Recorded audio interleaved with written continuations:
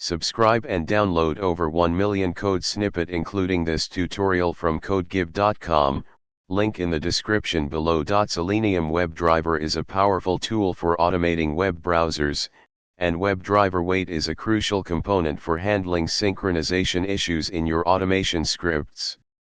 It allows you to wait for a certain condition to be met before proceeding with the next steps in your script. This tutorial will guide you through an example of using webdriverwait with Python and Selenium. Before you start, make sure you have the following installed. Let's consider a scenario where you want to automate the process of logging into a website.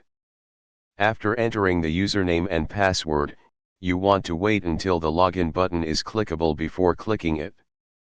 In this example, this ensures that the script will wait until the login button becomes clickable before attempting to click it.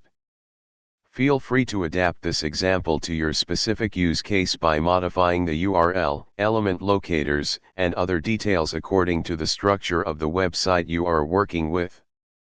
ChatGPT.